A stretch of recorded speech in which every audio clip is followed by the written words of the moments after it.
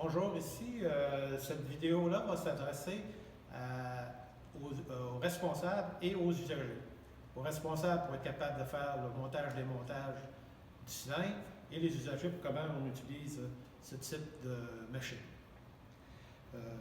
La pièce que j'ai à fabriquer, là, à faire de la coupe de finition ici, je veux sabler ce contour-là. Eh bien, les contraintes que j'ai, c'est des contraintes de rayon concave. Ici, là, ces deux rayons-là. Donc, quand je veux atteindre le fond de ces rayons-là, il faut que je sois capable de, quand je suis en contact avec le cylindre, qu'on puisse atteindre l'arc de cercle qui est ici. Ce qui n'est pas le cas dans le cas du cylindre qui est placé actuellement. On ne peut pas là et on ne peut pas ici non plus. Donc, ce qu'il faut faire, c'est démonter ce cylindre-là et prendre un cylindre le plus près possible de ce rayon-là. J'ai ici plusieurs cylindres. Celui-là, on va le placer ici. J'en ai un autre ici. Et là, j'ai des choix. Mais ici, il semblerait que c'est tout près, mais vous voyez que je ne suis pas capable de rentrer ici à l'intérieur de ma pièce. Donc, ce cylindre-là, je ne pourrais pas le monter pour faire ce genre de finition. Avec celui-là, je vais pouvoir faire la courbe ici intérieure et la courbe ici dans ce creux-là, ici. Donc, ce qu'on va faire, c'est que je vais serrer ce cylindre-là. Je vais monter, je vais remplacer le cylindre qui est actuellement par celui-ci. Dans un premier temps, je vais débrancher l'appareil. OK, j'ai le fil ici, je débranche l'appareil. Et par souci de sécurité, je peux le cadenasser. C'est-à-dire que je vais placer le bout du fil à l'intérieur d'une boîte comme celle-ci pour que personne puisse brancher la machine quand je ne suis pas là. Il peut arriver que quand je suis en train de faire ce genre de montage-démontage, que quelqu'un puisse passer et dire « Ah, le fil traîne, je vais le reconnecter. » Donc, installé comme ça, personne ne va pouvoir connecter la machine. Maintenant, je vais, étape par étape, faire le démontage de ce cylindre-là. La première chose que je dois faire, sous la table, ici, vous avez ce qu'on appelle une boîte qui permet de capter les poussières. C'est-à-dire que si je n'ai pas cette boîte-là, eh bien, je perdrais toute l'aspiration au-dessus de la table. Donc, ce qu'on a fait, on a construit une boîte comme celle-là qui empêche la perte de succion de l'aspirateur pour faire en sorte que le plus possible, la poussière s'en aille dans l'aspirateur et non dans l'air ambiant. Donc, la première chose qu'on va faire, on va enlever cette pièce-là. Et vous voyez ici, il y a beaucoup de poussière à l'intérieur. Donc, ce que je vais faire, je vais nettoyer complètement tout ça pour être capable de faire le changement.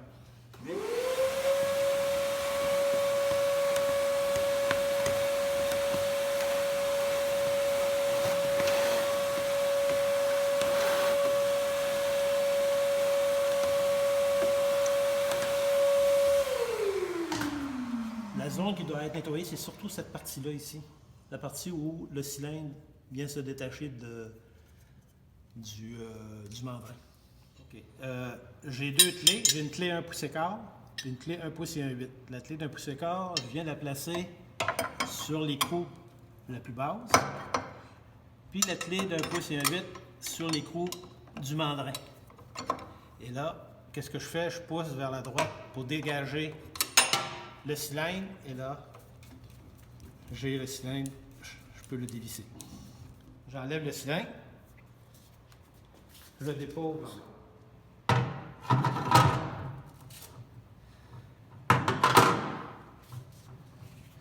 et je vais installer ce cylindre-là. Mais avant de l'installer, je vais enlever le garde qui permet d'avoir une bonne succion et je vais utiliser le garde qui rentre où le cylindre peut entrer à l'intérieur. Donc, c'est ce garde-là qui va être sur le dessus. Ce qu'il faut faire maintenant, c'est avec la balayeuse, enlever toute la poussière qu'il peut y avoir autour du cône, la partie conique ici, pour faire en sorte qu'on n'envoie pas de déchets à l'intérieur de cette partie-là.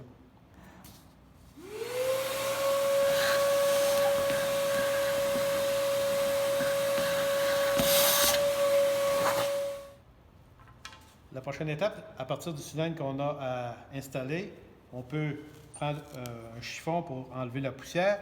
Et si on a des doutes, on peut passer à ce moment-là une brosse sur le filet pour être bien sûr que le filet soit complètement propre avant de le réinstaller. Sur la partie conique femelle, ici, je peux peut-être avec un chiffon nettoyé, si on a des doutes qu'il y a encore de la poussière à l'intérieur. Puis, après ça, on fait ce qu'on appelle une légère lubrification. C'est-à-dire que je viens ici, comme ça, je viens lubrifier ce cylindre-là. Je peux étendre, pas en mettre trop, en mettre juste ce qu'il faut. Ce que je viens de faire là, c'est que je mets un lubrifiant pour éviter que la partie mâle, conique, qui est ici, c'est parce que c'est une partie qui est conique, vienne serrer trop fortement à l'intérieur du cylindre femelle, conique. Et à ce moment-là, je vais avoir des problèmes lorsque je vais vouloir le démonter, ce cylindre-là. Donc, quand on vient installer, faire attention, on descend lentement, on ne frappe pas, c'est-à-dire qu'on vient descendre lentement, on vient prendre le filet. OK, le filet s'engage. Et là, pour faire le serrage, je ne prends pas les deux clés, je prends seulement une clé. La clé que je vais prendre, c'est la clé 1 pouce et quart, celle qui permet de tenir, vous voyez là, regardez, je viens placer sur l'écrou inférieur. Et avec ma main ici, je viens uniquement créer une petite pression comme ça, et c'est tout. Pas plus que ça. Pourquoi? Parce que en même temps que ça va tourner, ça va vouloir serrer encore plus. Ça tourne dans le sens anti-horaire. Donc, le filet ici va toujours tendre à serrer. Et étant donné qu'il y a une partie conique, si on serre trop fort, on va avoir de la difficulté à ce moment-là à démonter ce mandrin-là. Après que le mandrin est monté, on peut vérifier si le papier est bien tenu par le cylindre de caoutchouc. Et vous voyez qu'actuellement, je suis capable de le déplacer. Si je suis capable de le déplacer, il va se déplacer en cours de travail. Donc, ce que je vais faire, je vais utiliser une clé et je vais serrer légèrement, pas trop là, légèrement l'écrou ici pour faire en sorte que, là je sens que le papier est pris sur le caoutchouc. Donc là, on vient de terminer le montage d'un mandrin en vue de faire un ponçage. Vous placez, après que le mandrin est placé, vous venez placer ce garde-là qui va supporter votre pièce. Vous voyez, il y a une petite encoche ici et vous avez une petite pointe cylindrique là. Ça veut dire qu'il faut venir engager ça dans cette position-là. Pourquoi qu'on fait ça? C'est pour que la partie elliptique qu'on a ici là, soit dans le bon sens pour l'inclinaison de la table.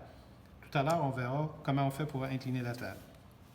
Si je veux vérifier la perpendicularité de mon cylindre, je peux avec un équerre vérifier, voir si le cylindre est parfaitement à 90 degrés par rapport à la table.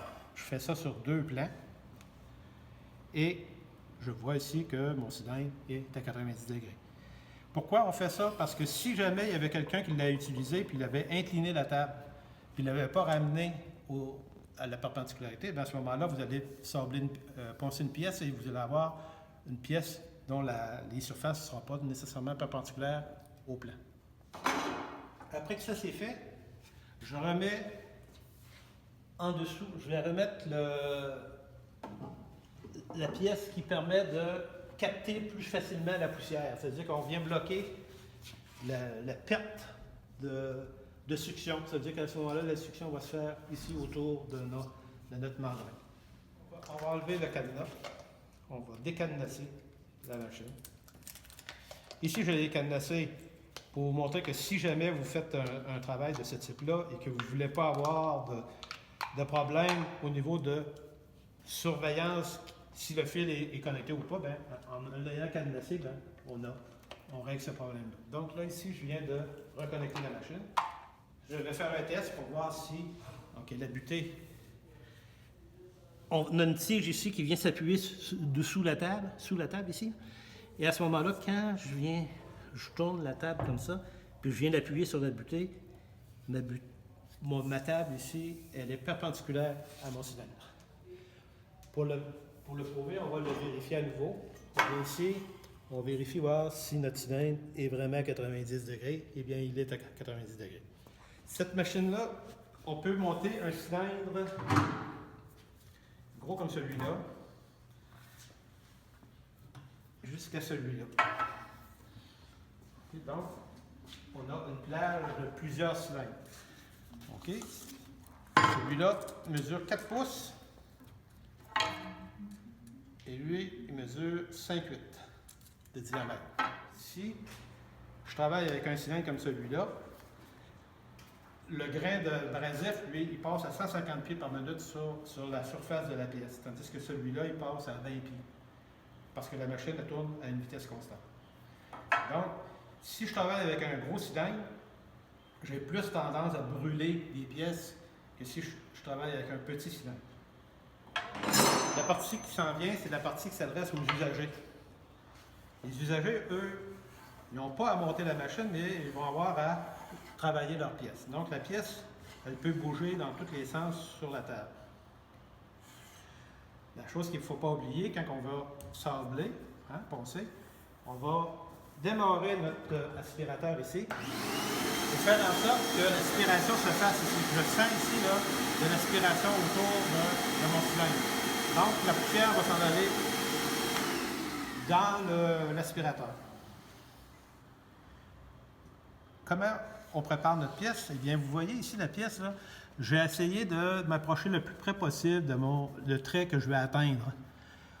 Une ponceuse, c'est pas fait pour enlever beaucoup de matière, c'est fait pour terminer, faire une finition sur une pièce. Donc, si je démarre le cylindre, vous voyez que le cylindre il tourne dans le sens anti-horaire, il tourne comme ça. Ça veut dire que quand je veux travailler avec, je vais travailler dans le sens pour contrer ce mouvement-là. OK? Je ne travaille jamais comme ça. Si vous travaillez comme ça puis que ça mord, ça va sortir. Parce que là, on est toujours à pousser contre le cylindre. OK? Je vais démarrer la sableuse. L'aspirateur, je vais démarrer ma sableuse. OK? Donc, ici, qu'est-ce que je fais? Je ne pèse pas très fort. Je fais juste m'approcher avec le cylindre pour aller corriger les défauts.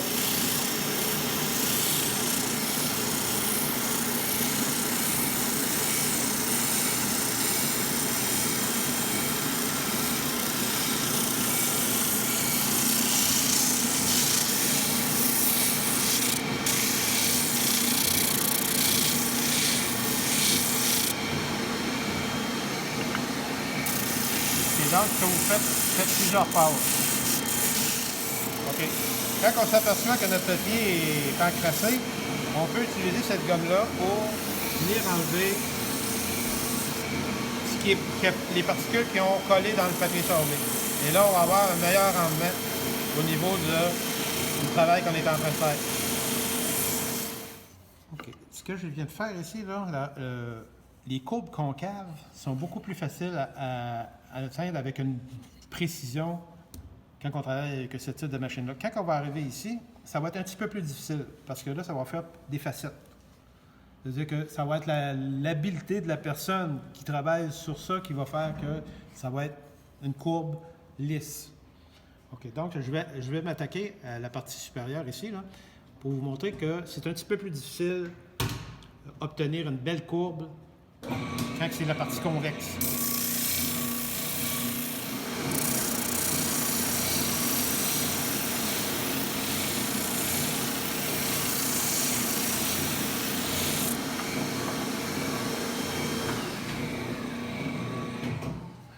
OK, là j'ai fait cette courbe-là.